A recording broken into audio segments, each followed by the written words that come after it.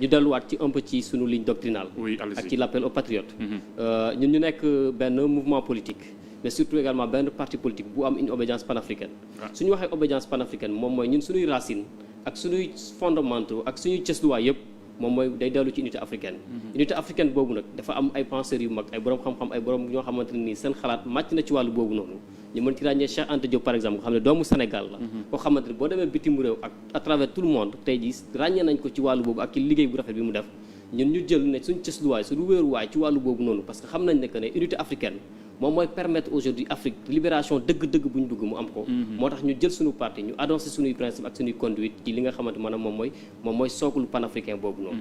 donc tey jii boo xoolee ndax ñu ngi koy taxawoo ndax ñu ngi am taxawaay boobu noonu je dis absolument parce que boo xoolee bi ñu faloo ba léegi l'expérience de Pastef quand même on en parlait tout de suite avant l'émission. Oui. C'est une expérience boo xam ne c'est inédite. Et depuis même avant que l'on arrive au pouvoir avant l'avènement de Pastef au pouvoir on avait vu un peu qu'on avait polarisé un peu l'attention des Africains, l'attention même du monde, du diaspora. Vous avez inspiré des partis, d'autres partis africains yu nekk ci yeneen pays. Absolument. soo xoolee diaspora bi moom moo gën a sax connecté wu ci idéo panafricain yooyu noonu. idéo unité africaine boobu boo xoolee la contribution de la diaspora a été monumentale dans l'œuvre de Pastef. loolu yëpp aussi nga xool yeneen pays yi yeneen réew yi ñu nawee Sénégal ci par rapport ak ancrage boobu noonu. Aujourd'hui, ça porte en effet, depuis qu'on est arrivé au pouvoir, comme je l'ai dit bien avant aussi, polarisation, ça existe. On reçoit des frères, des compatriotes africains qui viennent s'inspirer de l'expérience de Pastef. Le président Diomaye était au Gabon la dernière fois. Comment il a été adulé, comment aujourd'hui le Sénégal est pris en exemple. Nous aussi, nous avons des africains, nous savons que socle c'est l'Afrique en réalité. Ça permet aujourd'hui de centrer le regard sur le Sénégal, permettre au Sénégal encore renaissance, Cheikh Anta Diop tracé, nous pouvons béyat ci waar boobu. Enracinement dafa am solo. On a remarqué que nos dirigeants mën naa joxe exemple ku ci mel ne le président Diomaye Faye déjà ku ci mel ne le premier Ousmane Sonko seen accoutrement seen façon de s'habiller gis nañ que ne dañuy delloowaat Afrique souvent li nga xam ne moom ci wàllum aada ak cosaan. On a vu aussi que ne ci wàllum diplomatie le président Diomaye bi muy soog a falu Mauritanie la njëkk a dem alors que ses prédécesseurs ku ci mel ne Wade wala Macky Sall je pense que France lañ demoon seen première sortie officielle mais bu weesoo wanewu bi maanaam bu wanewu bi mooy ñu li ñuy solo ak aussi xëy na li ñuy wax jëm ci Afrique bu jëm kanam mais par rapport ak partenariat économique par rapport ak xëy na loo xam ne dafay gën a dajale pays Afrique yi jafalante bi ndax ñii aussi amal nañ ci ay jéego depuis qu'ils sont là. waaw absolument li nga wax lu am solo la par rapport ci wàllu solin bi parce que boo xoolee culture day soutenir lu bëri ci loo xam ne dafa jëm ci wàllu koom ci wàllu industrialisation ñu fàttali ko ne am na borom daraja borom koo xamante ni c'était un révolutionnaire Thomas Sankara nga xam ne dañuy inspiré wu moom ci lu bëri moom da doon wax le Faso dans Fani bien le Fani dans Faso cela veut dire que ne ni ngay solo ñoom li ñu doon solo à l'époque moom mooy valoriser li nga xamante moom mooy l'accoutrement traditionnel burkinabé en quelque sorte loolu soo xoolee ñun en tant qu'Africain aussi lu tax ñu koy jëmmalaat mooy que ne ça permet non seulement économiquement ñu mën a restaurer yenn tissus de production yi mais également wane ñun fan lañ soxee ko ak lan lañ gëm ak aussi lan lañ am loo xamante mën nañ ko teg sur la au rendez-vous du donner et du recevoir en quelque sorte même si je veux pas trop pousser là-dedans quoi mais pour revenir un peu aujourd'hui c'est que Sénégal lan la teg ci table bi actuellement donc bëri na soo xoolee tey lu ëpp solo ci li nga xamante ne ni moom mooy nit ci wàllu approche am ak ci wàllu méthode ak ci wàllu travail mooy crédibilité te tey ak quoi que l'on puisse dire aujourd'hui les autorités qui sont actuellement en place en commençant par le président Diomaye en commençant par le président Ousmane Sonko président de parti donc tey ji la crédibilité elle est là ça existe c'est quelque chose de palpable fu ñu jógee ak trajectoire boo xamante ni jaar nañ ko ak le combat qu'ils ont mené ak aussi ni ñu leen fale ak ni ñu leen fale mais en dehors sax fi ñu soxee ko sax boo xoolee seen origine dans les classes moyennes dans les classes ordinaires etc loolu day wane lu bëri encore que peut-être ki fi nekkoon aussi il venait de ces classes là mais que trajectoire yi bokkut donc loolu tey jii de cette crédibilité là elle est fondamentale et loolu je pense que déjà am nañu ko tu l'as wax nga ko sànq bi ngay démarrer président Diomaye bu mu ñëwee diplomatie de rupture la indi en ce sens que par exemple boo xoolee Macky Sall son premier voyage directement en France la dem essayer de voir cette histoire là encore de continuer cette diplomatie là cache-cachette entre nous et la France ñun bu ñu ñëwee et ça depuis très longtemps ñun on l'a théorisé boo xoolee même dans les programmes de campagne de Pastef on avait promis une diplomatie centrée sur l'Afrique une diplomatie de bon voisinage une diplomatie de rupture mais cette diplomatie lan la ñu mën a indil xëy na jàmm baax na parce que Macky Sall moom quoi qu'on puisse dire il n'avait pas de très bonnes relations avec nos voisins du moom ak Yaya Jammeh du moom ak Aziz bu Mauritanie du moom ak Alpha Condé mais gis nañ que ne le président Diomaye dans ces pays comme ni nga ko waxee sànq dañ koy sax adulé bu mu koy tuddee noonu loolu am na solo mais est-ce que aussi am na njeexital ci nekkinu askan yi. am na njeexintal bu baax a baax parce que xam nga boo xoolee tey jii nii on est dans un monde qui est fragmenté. dafa polarisé wu ci ay centres sphères d'influence yu bëri yoo xamante tey boo xoolee da nga koy gis ci àdduna bi boo xoolee ñu bëri dañoo def repli identitaire wala repli sur eux-mêmes. te boo xoolee ñun suñu réew yi ay réew yu ndaw lañ donc c'est vrai que moment bi ñu tombé c'est un peu complexe. Mais président Bassirou Diomaye Faye bi mu ñëwee ce qu'il a fait c'est d'abord essayer de restaurer le bon voisinage oui. dans le voisinage immédiat. moom mooy Mauritanie moom mooy Gambie moom mooy que ça soit en Guinée-Bissau wala en Guinée-Conakry Mali et cetera loolu c'est extrêmement important parce que dañ nekk ci moment boo xamante ne ni aujourd'hui soo amul jàmm ak say voisins proches. moom mooy aujourd'hui avec la porosité des frontières. avec les menaces externes. ñooñu mën nañ se retourner contre toi. c'est vrai encore que wax nga bi ngay poser question bi également ñi fi nekkoon par rapport ak li ñu instauré woon tey demoon ba suñu relation ak Mauritanie c'était vraiment devenu intenable. gis nañ les pêcheurs au niveau de Guet Ndar bu ñu doon dugg ci dans les eaux mauritaniennes. gars yi dañ leen doon. même parfois des morts et cetera.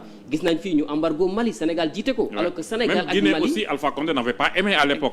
mooy période Ebola bi il n'avait pas aimé du tout. donc loolu yëpp ça avait un peu amené des frictions indi ay antagonisme yu xawoon rek entre nos voisins immédiats. mu amoon sax njeexintal ba ci trajectoire bi CEDEAO am tey.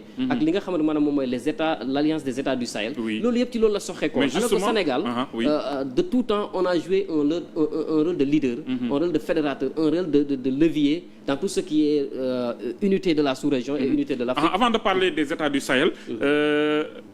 dëgg la dëkkandoo jàmm ca gën comme ni ko olof di waxee. mais ñi fi nekkoon. dëgg la xëy na on était trop dépendant de l'Occident. muy États-Unis muy waa Europe. muy les pays arabes et autres. mais ñooñu au moins ils avaient de l'argent à nous donner. wala nga jàpp ne tey jii nii cet argent xëy na gënul wala am ngeen d'autres moyens yoo xam ne xëy na mën ngeen ko indee xaalis boobu noonu ba mu compenser xëy na manque à gagner boobu noonu. waaw je pense que cette question là aujourd'hui c'est une excellente question mais ñu xoolaat ko boo xoolee ci weer yi ci ginnaaw rek. ku déglu woon Emmanuel Macron ci benn discours am il a parlé ba wax en ce contexte d'argent rare.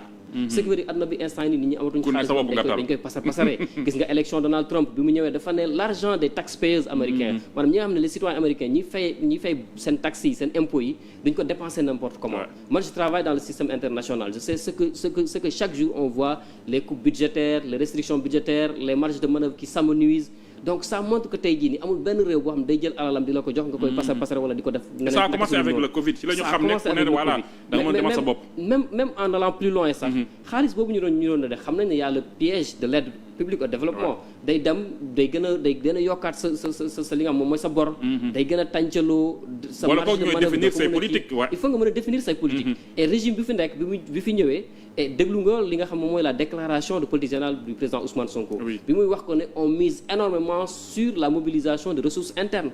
parce que xam nañ ne que ne aujourd'hui l'argent bien vrai que après tu peux avoir des partenaires moom mooy la liberté de choisir tes partenaires comme tu le veux que ça soit l'Est ou l'Ouest que ça soit la Chine que ça soit nos pays dans le sud global donc loolu am nga latitude boobu noonu pour xool en tant qu'un état souverain kan nga mën a traiter avec qui tu peux traiter xaalis bi nga mën a jot foo ko mën a jëlee ci yan conditions parce que également doo jël xaalis boo xamante ne nii conditions yi c'est tellement corsé que boo waree fay c'est des générations et des générations après nous qui vont subir de plein fouet ce fardeau là loolu je pense que ça ne nous arrange pas. avec Abdou Diouf on avait plus l'habitude de traiter avec la France Abdoulaye Wade mu ñëwee ci la diversifier partenariat yi ci la fi indi Chine parce que on avait un accord ak beneen Chine bi Taïwan ci la rompre relation yi dem ci beneen Chine bu gën a yaatu bi indi fi aussi les pays du Golfe pays arabes yeeg yooyu noonu Macky Sall aussi bi mu ñëwee Turquie gën a yaatu mais yéen jàpp nañ ne seen diggante ak waa bitim réew taxu ko war a tax à commencer par la France une décision xëy na boo xam ne xëy na dans le long terme mën nañu jël Sénégal ak satisfaction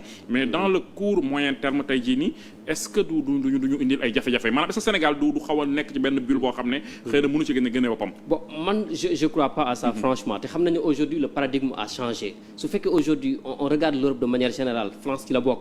xam nañ ne que l'Europe le rôle qu'il joue aujourd'hui sur la sphère internationale c'est un rôle marginal. D'ailleurs ils sont en train de voir comment se reconstituer comment essayer d'investir parce qu'ils sont tellement en retard dans beaucoup de domaines. Allemagne bi nga xamante ni moom moo nekkoon le moteur de croissance de l'Union européenne tey jii on le qualifie de malade de quelqu'un qui est fatigué le malade de l'Europe. donc soo xoolee France seen économie bi principalement ce sont les pays africains. ñoom ñoo ko soutenir France.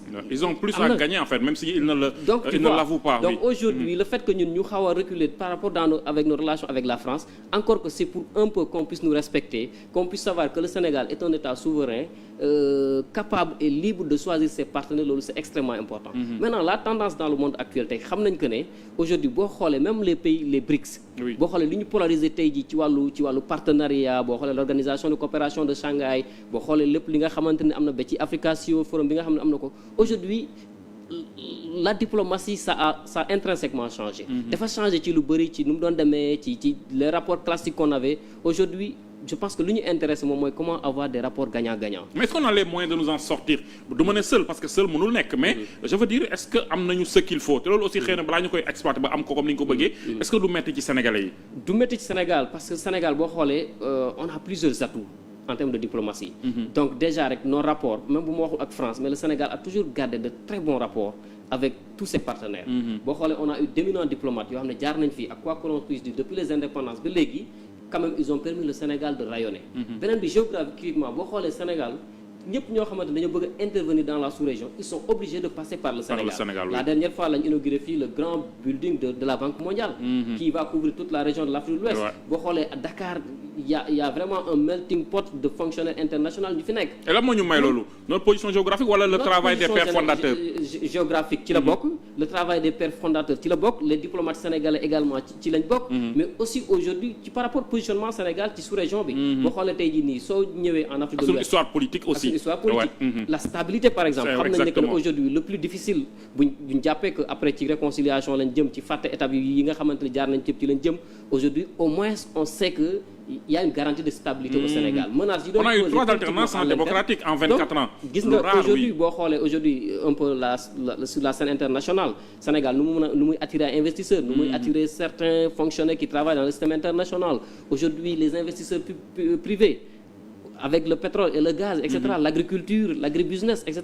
Donc aujourd'hui c'est un centre d'attraction te la plupart des expériences yoo xam ne ñu ngi koy actuellement ñu ngi koy jéem a organisé au Sénégal mën nañ ko répliquer dans la sous-région on a des pays yoo xamante ne ce sont des pays limitrophes d'où l'importance de maintenir des liens extrêmement huilés avec ces états-là que ça soit le Mali ñun aujourd'hui suñu secteur privé suñuy champions nationaux suñu leen defaree ba ñu jekk ba ñu baax avec tout ce que les investisseurs étrangers peuvent amener aujourd'hui on va se projeter dans la sous-région parce que ku nekk aussi da ngay am conquête pour avoir des parts de marché. Bien sûr mu doon lu am solo l'histoire sénégalaise permettre na tey jii nii ñi fi nekk ñu mën a wax ñu dégg leen seen parcours waa Pastef aussi qui gouverne aujourd'hui ak ni ñu leen falee ak combat bi ñu mëne war na tax ñu wax ñu dégg leen mais on a vu récemment que le président Diomaye a été choisi par la CEDEAO pour nekk médiateur diggante CEDEAO ak AES mooy les États du Sahel nga doon wax sànq mais médiation boobu noonu amuñ ci xëy na liñ ci doon xaar qu'est-ce qui n'a pas marché selon vous. Bon mënuñu wax ne amuñu liñ ci doon xaar dans la mesure où ça n'a pas encore yeggul ci terme donc nekkul processus boo xam ne c'est déjà abouti. Xam nga aujourd'hui on a trouvé une situation très difficile au niveau de la CEDEAO. Il y a les États par exemple le Mali qui a traversé des périodes très sombres. Le Mali qui est un grand pays avec un grand peuple. nga dem au niveau du Niger par exemple nga gis ce qui li ñu dund nga dem au niveau par exemple du Burkina man par exemple en 2023 juste il y a quelques semaines avant cela j'étais au Niger mais Niger soo doon dem foofu noonu ci dëkk bi ngay waxtaan ak les Nigériens dañ la naan que ne tôt ou tard cette situation ne va pas perdurer. Je me rappelle en 2022 dans un séminaire que le Gorée Institute auquel le Gorée Institute avait convié Pastef ma représentant foofu Pastef à Gorée on avait des parlementaires qui venaient du Burkina ñu ne ñu si on nous dit qu'il y a un coup d'État au Burkina dañu jaaxal tellement la situation était précaire et une semaine après il y a eu le coup d'État au Burkina ils ont vu venir le Mali la même chose la Guinée la même chose aujourd'hui réew yooyu noonu boo leen fekkee dans ces conditions là nga bëgg solutionner le problème du jour au lendemain doo ci génn. Le problème c'est que ces États ne supportent pas la CEDEAO wala c'est Diomaye qui n'avait pas l'expérience nécessaire pour parler c'est pas une question de man les plus auteurs sur le leadership que j'ai lu moo xam James Couzis wala Barry Posner dañ la naan que ne la crédibilité c'est le premier élément fondamental du leadership te loolu le président Diomaye là le Sénégal là maintenant l'histoire le passé récent ak tous les accrochages qu'il y a eu day impacter aujourd'hui les États de l'AES sont des États qui sont réticents parce que jàpp nañ que ne le Sénégal pendant longtemps c'était un bouclier qui était là et la Côte d'Ivoire pour perpétuer la politique coloniale ou bien néocoloniale de la France donc ils sont réfractaires en ce moment aussi ñu am des soucis de sécurité de base nga dem ci yenn dëkk yi dans le nord du Burkina nga dem dans le nord du Niger wala le nord du Mali les populations peinent à trouver les services sociaux de base. Et sous Macky Sall, la CEDEAO avait mis le Mali sous embargo. Alors que le Mali avait même exclu l'éventualité d'une attaque militaire au Niger, je pense bien. Mu doon lu la doy waar aussi. On n'avait pas les capacités quoi que l'on puisse dire nañu waxante dëgg. Mais En fait, ce que le Sénégal avait fait au Mali à l'époque, ñun ñëpp ñi nga xam ne histoire politique entre le Sénégal et le Mali, la fédération du Soudan, le brassage culturel, c'était pas même quelque chose. peuple en fait, ouais. On ne devait pas le faire.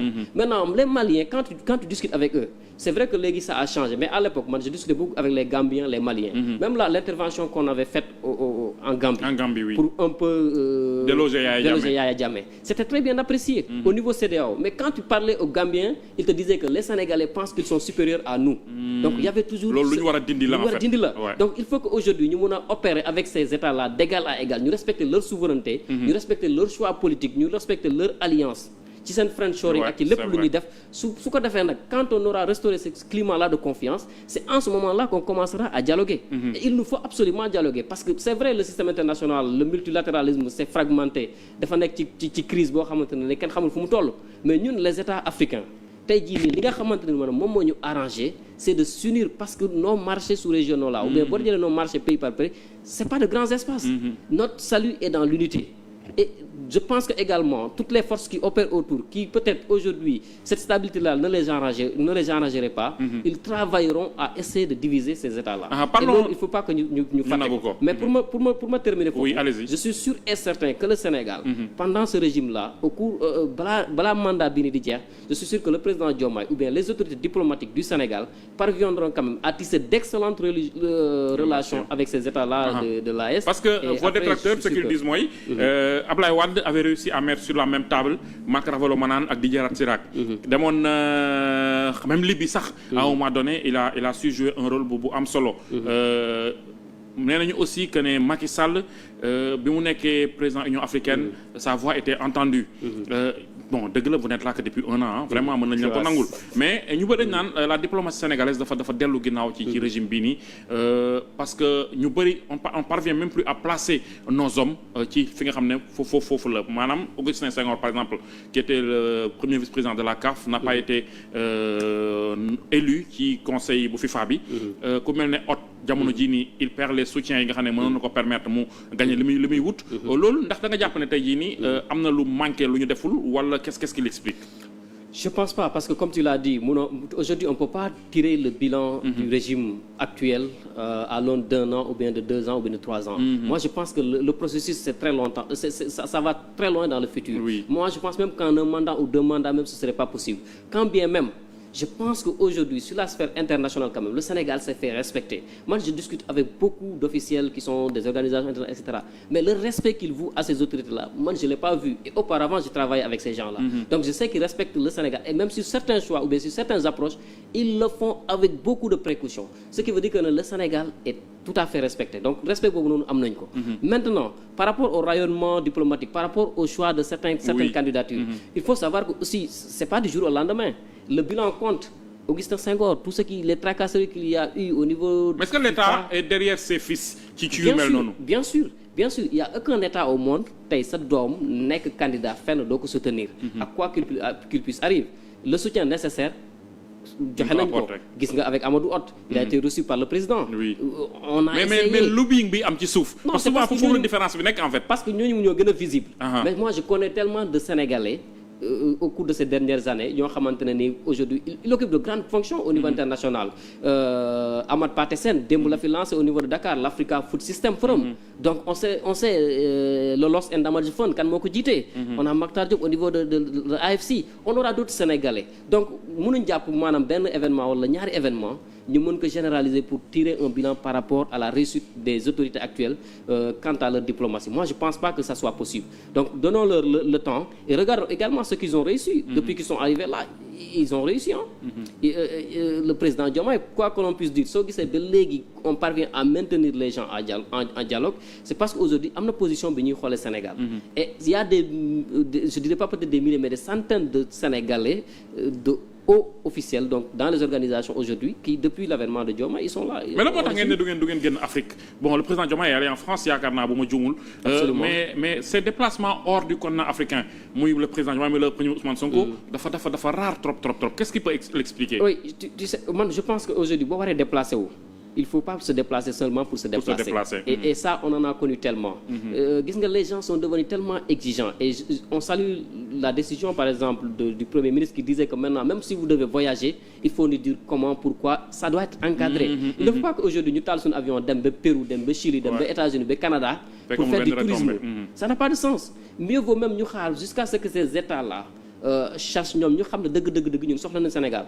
N'empêche le président a voyagé dem na fi Chine dem na France ñaari yoon dem na ci Jeux olympiques yi dem na avec l'événement de Gavi par exemple dem na à la tribune des Nations Unies mu def l'un des discours les meilleurs discours. Dans l'article par exemple que j'ai soumis à une revue canadienne où je parlais de ce discours-là et de ce que le Sénégal peut représenter dans le Sud global. Donc ça c'est extraordinaire. Mais voyager aussi baax na am na solo d'accord. Je suis d'accord mais yaa ngi koy wax mais faut pas voyager pour juste voyager. Pour juste voyager nee nañu aussi yooyu voyage ban njeexital la am ci Sénégal. Voyage par exemple je te donne un exemple par exemple quand ils sont partis en Chine. Oui. C'était rapidement. La Chine qui est un grand partenaire du Sénégal. Un grand partenaire du Sénégal. Est-ce qu'aujourd'hui suñ ko defoon dans un autre pays ils auraient les mêmes retombées. Aujourd'hui on doit voir lan mooy motiver l'État à voyager.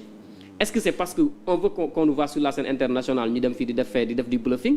Non, je pense qu'aujourd'hui réew boo gis tey tu es essentiellement concentré sur tes priorités nationales. États-Unis moo fi gën a mag.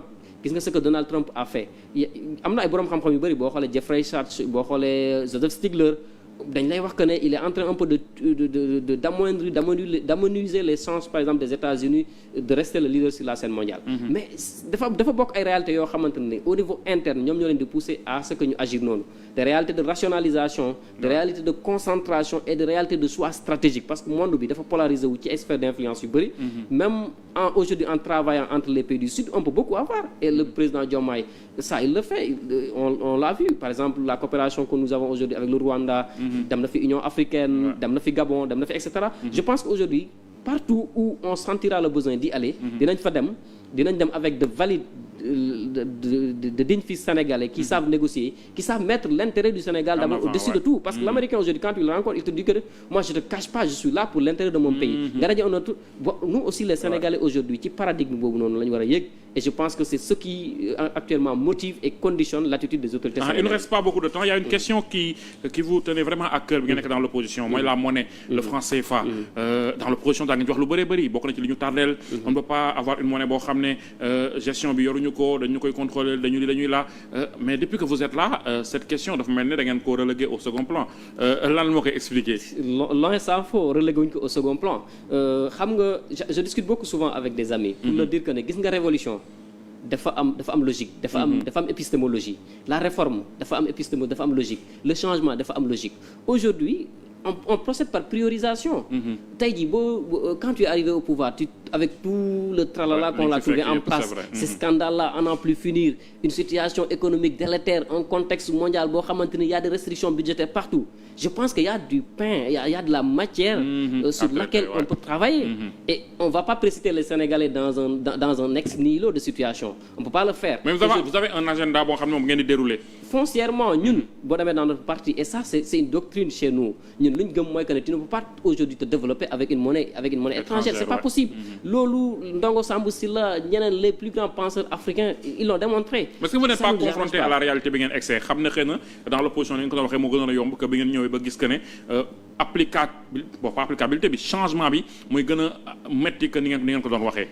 Je sais pas. Parce qu'une monnaie juste pour le Sénégal, c'est pas la solution parce que pays am seen monnaie ñoom dong daanaka amul doole trop. Et pour l'Afrique aussi, ça ne dépend pas que du Sénégal. Soo jëlee Sénégal, soo jëlee dans le continent africain, mais il y a d'autres pays beaucoup plus petits que le Sénégal qui ont leur propre monnaie et qui s'en sortent. Loolu des exemples à fusion, on en a dans le monde. Moom mooy que ne aujourd'hui la réalité est que on était dans un ensemble monétaire. Et dans cet ensemble monétaire là, dafa am ñeneen ñu bari ñoo xam ne dañ ko bokk ak ñoom. Aujourd'hui même boo waroon génn par rapport aujourd'hui réew bu nekk lan nga am foofu au niveau de la banque centrale. Comment opérationnaliser tout ça, les mécanismes, donc ça prend du temps.